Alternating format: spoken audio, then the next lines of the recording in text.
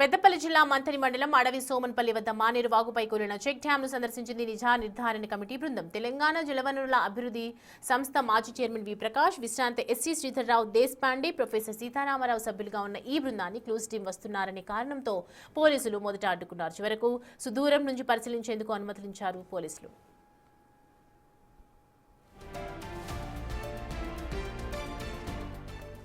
కొందరు అదృశ్య శక్తులు పెద్దల అండదండలతోనే ఈ చెక్ డ్యాంను పేల్చివేసినట్లు అనుమానం వ్యక్తం చేశారు నిజా నిర్ధారణ కమిటీ సభ్యులు. కాల్వ శ్రీరాంపూర్ మండలంలోని ఇదే తరహా ఘటన జరిగిందని గుర్తు చేస్తూ పోలీసులు సమగ్ర విచారణ జరిపి దోషులను శిక్షించాలని డిమాండ్ చేశారు.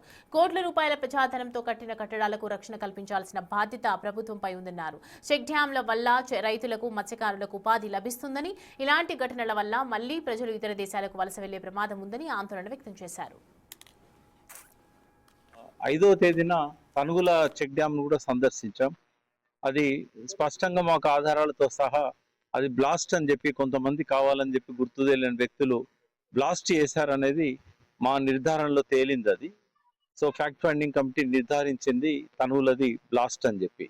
అట్లాగే ఇక్కడికి కూడా ఈ చెక్ డ్యామ్ బ్లాస్ట్ అయినట్టుగా 2 days క్రితము ఒక పత్రికలో ఫోటో తర్వాత వార్త రావడము, అది చూసిన తర్వాత మేమందరం కూడా ఇక్కడ కూడా విజిట్ చేయాలని చెప్పి ఈరోజు ఇక్కడికి రావడం జరిగింది. ఇది సాధారణంగా వరదలు వచ్చినప్పుడు అక్కడక్కడ చెక్ డ్యామ్స్ అనేటి కూలిపోతుంటాయి. ఇక్కడికి పైన కూడా 2 చెక్ డ్యామ్స్ మనకు మోరంచ వాగుకు పెద్ద ఎత్తున క్లౌడ్ బర్స్ట్ అయి వరదలు వచ్చినప్పుడు గత సంవత్సరం 2 చెక్ డ్యామ్స్ కూడా కూలింది మనం చూసాం. వావిలాల దగ్గర కూడా ఆ చెక్ డ్యామ్ నీళ్లు ఎక్కువ రావడం వల్ల వరదల్లో దెబ్బతినడం మనం చూసాం.